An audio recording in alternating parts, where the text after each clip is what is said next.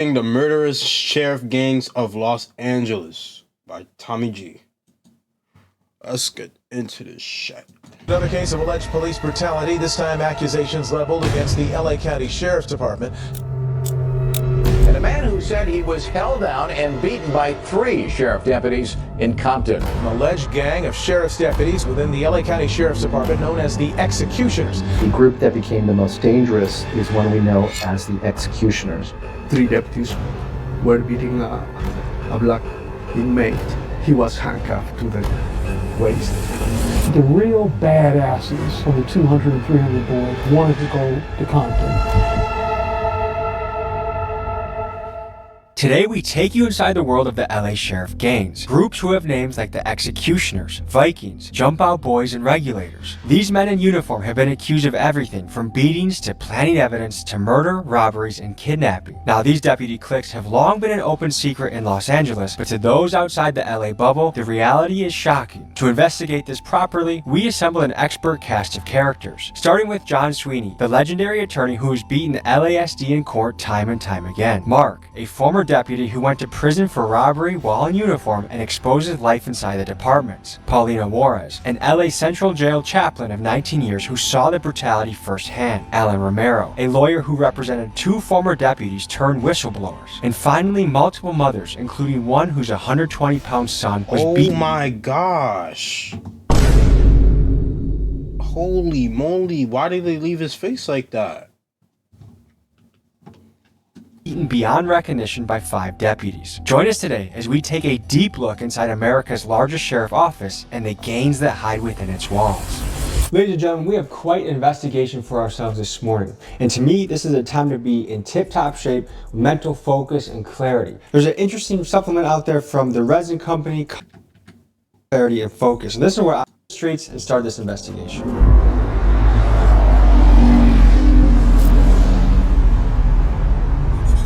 What adjectives would you use to describe the Compton executioners? Assholes. My name is Romel Agee. I'm currently a California licensed private investigator. I specialize in police misconduct and police wrongful deaths in the hands of law enforcement. And you were LA County Sheriff? Yes. I'm John Sweeney. I'm an attorney, civil rights attorney. My career has been dedicated to the pursuit of justice, specifically police excessive force cases that I have a passion for.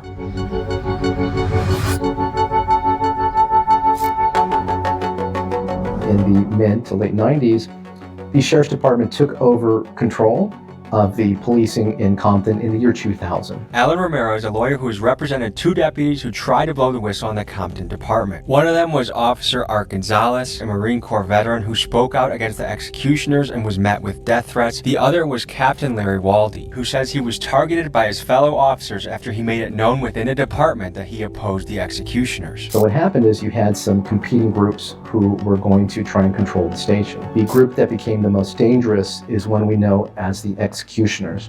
Now, what the real name of this group is, we may never know, because even in trial, the leader of the group, a deputy by the name of Jaime Juarez, who was a few years ago promoted to detective, said the group doesn't have a name. It turns out this group does have a name, and they go by the Compton Executioners, and they are perhaps the most dangerous and ruthless of the 24 known and documented sheriff gangs in the Los Angeles Sheriff's Department, which we'll often refer to as LASD for short.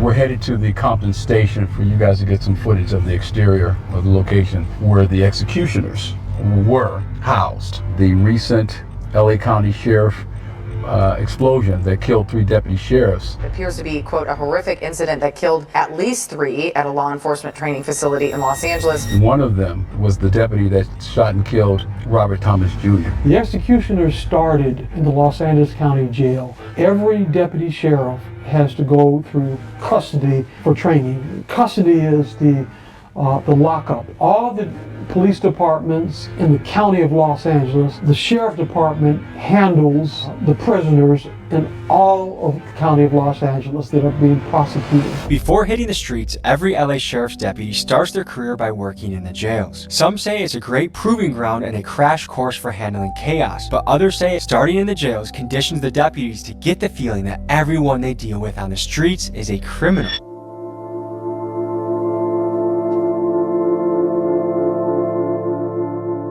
Brother was killed in Pensions Detention Center March 3rd, 2017. They had originally told me that he had a seizure. He fell off a top bunk and then was pronounced dead. Did he have a history of seizures? No. As the time went on, I went ahead and got my own feeling that something wasn't right. So I did my own homework, found out that it wasn't a seizure, that he had been beaten to death in Wayside Detention Center. They said they didn't have any pictures. And I said, that's odd. So then at the end, I got all the pictures and that showed all the details. And what did you learn when you saw the pictures? That his teeth were kicked in, he had, looks like a stab wound, puncture wounds, and a lot of the details in the autopsy report, like broken ribs and stuff, it kind of made sense after.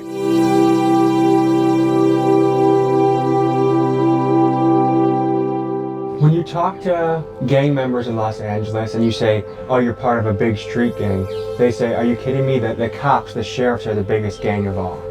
The only difference is that they have uniforms. Our next witness, Paulina Juarez, served as a chaplain inside Men's Central Jail for over 15 years. Central Jail is widely regarded as the most notorious lockup in Los Angeles and a critical piece of territory for the LA Sheriff gangs. In 2025, it's already on track to become one of the deadliest years on record, with 26 inmates losing their lives so far. That nigga threw a right hand of doom. And a critical piece of territory for the LA Sheriff gangs. In 2025, it's already on track to become one of the Oh my gosh. Territory for the LA Sheriff gangs. In 2025, it's already on track to become one of the... Holy fuck, that nigga winding that shit up. His hand all the way back here, gang. The deadliest years on record, with 26 inmates losing their lives so far. And after a long career inside the Central Jail, Paulino can speak on things that few other people can.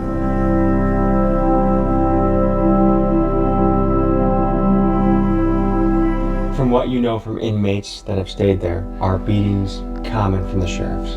Yes, there's a lot of common, because the whites run that area. Which deputy gang is this? The whites. That's what they're called? Yeah. Lozetta is speaking on the Wayside Whiteys. This sheriff gang's territory is the Pitches Detention Center, also known as the Wayside Detention Center. Now, the Whitey symbol was throwing up their hands with their middle fingers crossed into a W, and they were known for targeting black inmates that fought other white inmates. And for reference, there was a case of Clyde L. Crawford, where the deputies handcuffed him, beat him dozens of times, including with a flashlight, all while yelling, Wayside Whiteys. And this is the group that beat Lozetta's brother to death. When I worked with my little car with books, Bibles. The fuck, the cops got a gang. They got their own fucking... Including with a flashlight, all while yelling, Wayside Whiteys. And what the fuck? Niggas, yo, that's what I said, bro. The Boys in Blue, that's the most dangerous gang, bro. The Wayside Whitey. This is the group that beat Lozetta's brother to death. When I worked with my little car with books, Bibles, I started listening like, and I stopped and I went back, but it was close. I was on the bars and I saw like from here to the wall how 3 deputies were beating a black inmate. He was handcuffed to the waist and chained. So he was against the wall, and one deputy was here, one here, one here. They were beating until finally he was, please stop, and he followed on the cement with a head. And you see the blood. And they still kicking him on the floor. And one more, he said, stop. Was the last time I can hear, and I was on I tried to say something, but I can't. Man, it was really hard. It was like 4 minutes. I think that at this point, everybody has such a fear of them that they just don't want to even go and touch that. That's the road they don't want to cross. How long did you serve and which department were you in? LA County Sheriff's Department, 15 years. What made you leave? I didn't leave on my own accord. I did a stupid thing. I was convinced to do something for the greater good of someone else, and it led to my arrest, where I got 7 years in the federal prison system. I did about 5 on good time credit, and 1 year of halfway house for Second Chance Act, and I got home early. Are you able to say what you got arrested for? Me and some co-conspirators decided to do a fake search warrant on a medical marijuana distribution center run by the Vietnamese mafia. We did a full-blown robbery, and we were caught by the feds shortly after. There's no professional jailing staff or deputies in the sheriff's department. You're stuck in the jails, and almost everyone stuck in the jails at the beginning of their career for 2, 3, 5, 8 years wants to get out on patrol, because that's where they feel where the action's at, and that's where they feel the best career path for them is. And those deputies there started a gang called the 200 Boys and the 300 Boys. They were violent with these inmates. They beat, they planted evidence on them. They did all kind of horrible, nefarious things with them. After you rotate out of custody, you're asked what station you want to be assigned to, and the real badasses from the 200 and 300 Boys wanted to go to Compton. Where they originated, as far as being the executioners. This is where they operated from and out of. Are these guys still active? No, they've spread them out. They've sent them to different locations. So if I go in there and talk to them and say, hey, sir, I'm in an active investigation, I need you to comply with me right now. You can try. Sheriffs are no joke, okay? They're no joke. They're mad at a lot of people, okay? Especially if you go in there talking about the executions. I feel a little nervous with all the stories that you hear. Hey there, how are ya? Good. Looking to do a little interview. Do you have a press contact here? We have a little investigation we're looking for help with. Okay. What's the investigation? It's about the Compton executioners. I don't know if the station's gonna have specific stuff. Some of the known associates actually happen to have resided in this building. I don't know if you've seen anyone. I don't know about it, man. Have you been in their presence at all? Like, ever been with any of the known members? I have no idea. Okay, it's an active investigation, so. So far, we've mostly heard from the victim side of the story, and aside from Mark, it's been nearly impossible to land an on-camera interview with a current or former Los Angeles sheriff. However, I did speak with a couple off-camera, and here was their perspective. Every day, they go out and risk their lives against legitimately dangerous gang members who rob, shoot, and terrorize neighborhoods. And they say this: we enter the danger zone to take the fight to these bad guys, and yes, sometimes we get rough, but these are rough, dangerous people we are dealing with. And one surprising thing they also said is that the so-called sheriff gang cops are not the worst of the department, but the best, the bravest, because these guys are the ones most willing to go down and face the most dangerous guys on the street. And while this doesn't excuse the crimes of the sheriff gangs, it did give me an interesting perspective to think about from the other side of the coin. Alright, now we're at the scene of Avery Cody Jr., where another murder by the LA Sheriff's Department occurred. There's this young man named Avery Cody Jr. On July 5th, 3 o'clock in the afternoon, they were walking to a McDonald's to have lunch, and they were on their way back at a very busy intersection. They were caught on video of this Winchell's donut stand walking to the McDonald's. After they finished their lunch, they walked back down the same direction that they came from. There was a don't walk hand up, and they looked to their left, and there's a Crown Victoria clear sign that is an undercover police vehicle, and it was 2 deputy sheriffs in there. The kids decided just to backtrack 2 feet and wait for the light to turn. And the officers, for no reason whatsoever, got out of the car and told them to come to the car, and they started to search them, and then Avery takes off running, and he angles out into the street. And then he's picked up by this camera again. And then you see this officer run after him and then stop about right here and gets into a crouch. He raises his gun and fire. Hits him in the back, and little Avery falls in that center median right there, dead. Although I have no evidence that the shooting officer was doing anything to get into a gang. I didn't know at this point whether or not there was a gang. But with this series of shootings, I suspected that a gang existed.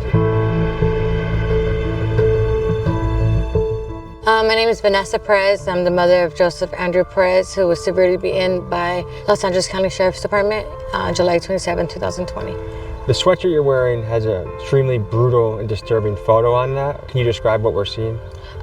This is a photo from the Los Angeles County Sheriff's Department that they took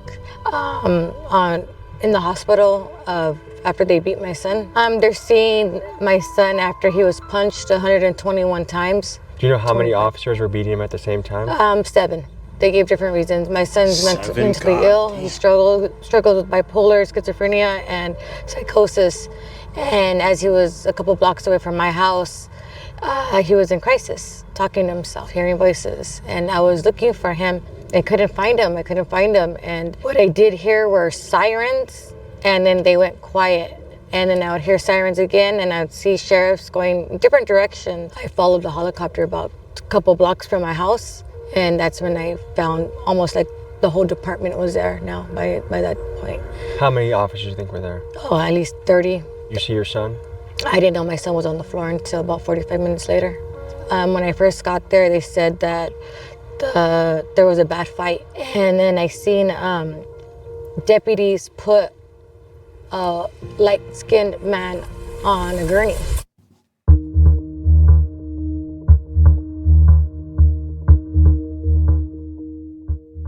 Under Section 186.22 of the California Penal Code, a criminal gang is described as an organization of 3 or more people that have a common name or symbol, have a pattern of committing crimes, and they do this either alone or together. And it seems clear to me that these sheriff gangs would indeed be looked at as criminal gangs under California law. Which brings me to the question of why haven't any of these groups been charged under the RICO Act? After all, that's what would happen if the Blood Sureños or the Hells Angels did the same exact things these cops are doing. This seems to be a serious double standard of justice. Tell me what you guys think in the comments. Like maybe about 30 minutes later, the sergeant came up to me. So I'm saying, bro, like, we got these cops out here, they supposed to be protecting us, and they out here being the threat, being the gangs, bro. Like, And said that now the story was my son was burglarizing a car, and they confirmed that it was my son. And maybe about 45 minutes later, my son started screaming. He was screaming, why did you do this to me? Why? And he would go back to being quiet. And then that's when I knew that was my son. Mark, were you in a sheriff gang? Was I? I was not. At one point, I was at Century Station, where the regulators were at. Go on. Within these departments, how common was it to be part of a sheriff gang? It's like a secret. You don't really know that they don't talk about it. It's like a station. You don't just walk around, hey, you're a f***ing regulator, but I think these guys, a lot of them that chase ink, they go there to get that tattoo. Once they get it, they feel super proud or whatever it is. And it could be raining and 50 degrees and they're wearing shorts and flip-flops so they could show their tattoo loud and proud. It's like, come on, dude, really? Have you ever attended an inking party? Now, usually at the off-training parties, when a group of guys get off training at the station, that's usually when there'll be their inkings are done at that same time. It's not done there. It's done afterwards. It's done usually in a dude's house or something to that effect. But I haven't been able to go to one of those myself because I wasn't invited to be getting the ink. But I know a lot of guys that did. Folks, the truth about the violent behavior you are hearing about is that within these departments, violence against civilians was not only encouraged, but celebrated. For example, Officer Larry Waldy testified that the Compton executioners actually held a party at a restaurant to commemorate a deputy-involved shooting. Another way violence was celebrated when a deputy would commit violence or murder against a citizen, they would sometimes host an event giving the man responsible a tattoo, which to me, it makes these deputy cliques sound no different than a common street gang. So there are significant legal barriers to investigating and holding officers like Jaime Juarez and the rest of the executioners accountable. One of the primary barriers is the fact that you have to get someone within the department to stand up and be a whistleblower. That's going to 100% destroy their career, and they have to know that at the point. And we had some really brave people. We had Larry Waldy and we had Art Gonzalez come through and do that.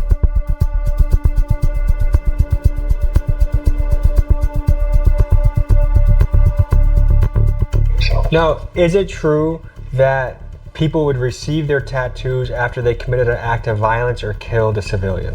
I can't speak for all of the station tattoos. The original ones, probably not. The newer ones that came after, yeah, I would say so. Then we got a case, the Dante Taylor case. And Dante Taylor was a young man who had 4 kids. Right now, folks, we are at the scene of where Dante Taylor was killed, and this is the case that broke open wide the investigation against the Compton executioners with their tattoos and their gangs within the department. I'm gonna let these guys take it from here. We're on the corner of Wilmington Avenue and Brazil, city of Compton. This area is controlled, or was controlled, probably still is controlled by the Cedar Block Compton pirate.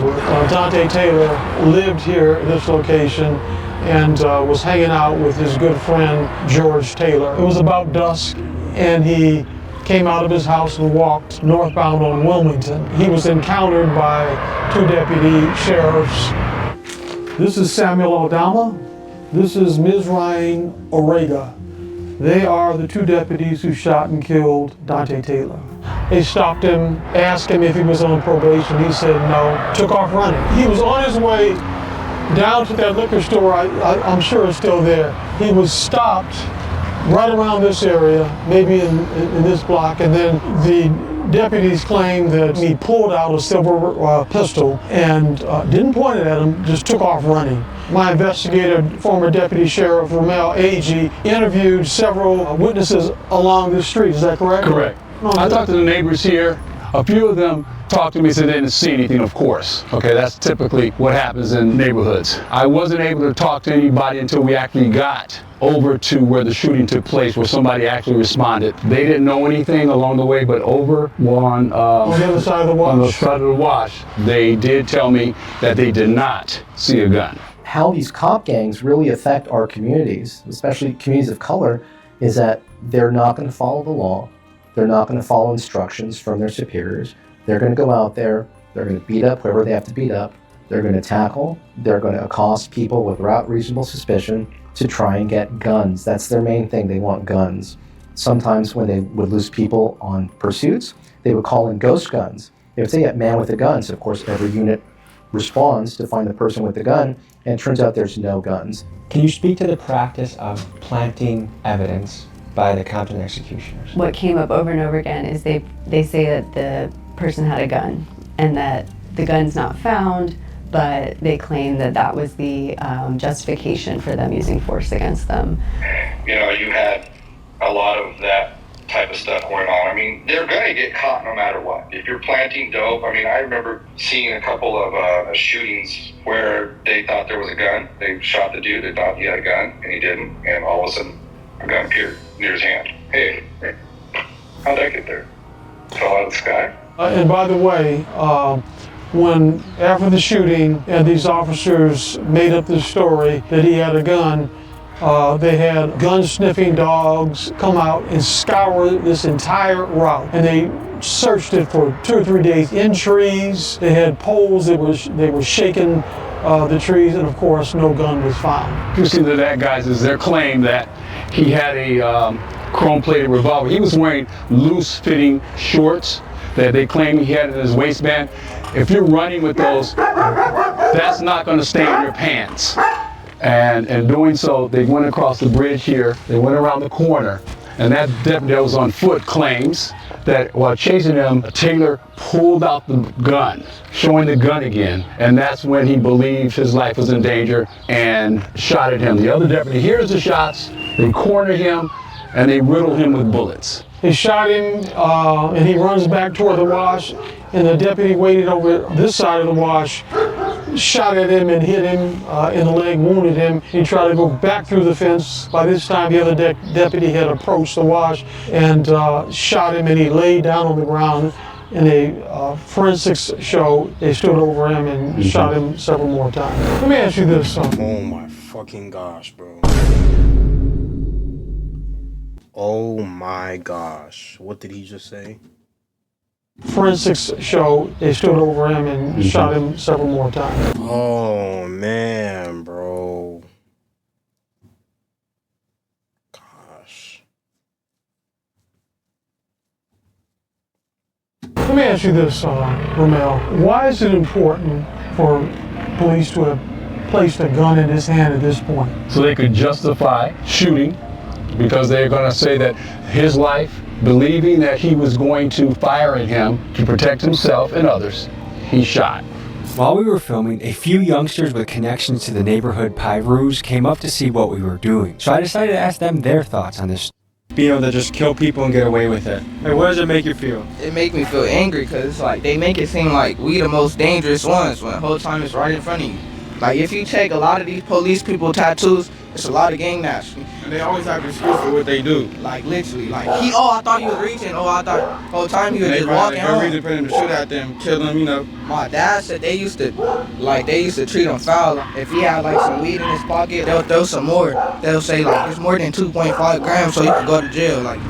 What did happen to them as a result? They both were investigated, but ultimately the DA didn't press any charges against either of them. But the New York Times did a ride-along with Aldama and Orrego before this ever happened. And they made clear that they think of the community that they police not as their own community. They talk about African Americans in disparaging ways, even in that interview with the New York Times. John was the guy who broke the whole gang story open. At that one deposition they took of Aldama, where he got Aldama to admit that he had this tattoo. When we took the deposition of Samuel Aldama is the deposition that really cracked this case and exposed this whole sheriff gang thing. Nobody had ever heard of this execution. Nobody had ever known their name. They were an extremely secretive group. I asked the same question of all the cases I just told you about. I said, do you have any tattoos on your person? He said, yes, I do. I said, why don't you describe them? I said, first of all, where are they? He said, they're on my arms. One of them, he said, is a St. Michael's, I think he said, tattoo. It's like the patron saint of police officers to protect them. The other one was on his other arm. He said it was a family symbol or something, I love my wife or something like that. I said, Deputy, what about the one on your leg? And he started gulping. And his jugular started throbbing. I knew I had something. As a cross-examiner, I've cross-examined hundreds of people over the years. It's a skeleton. Oh, okay. And I knew that all those gangs, the base is a skeleton because it symbolizes death. And he goes on to describe this sinister tattoo with this Kalashnikov rifle, AK-47. On the magazine of the rifle was the Roman numeral XX VIII, which stands for the 28th substation of the Los Angeles County Sheriff's Department, which is Compton. That's on the magazine. He has a Nazi helmet on with CPT, which stands for Compton. He's surrounded by flames, which symbolizes he's emerging from hell. Very sinister tattoo. It goes from his knee all the way down to his ankle. That is the first time it was revealed to the public that there was a sinister gang within the city of Compton.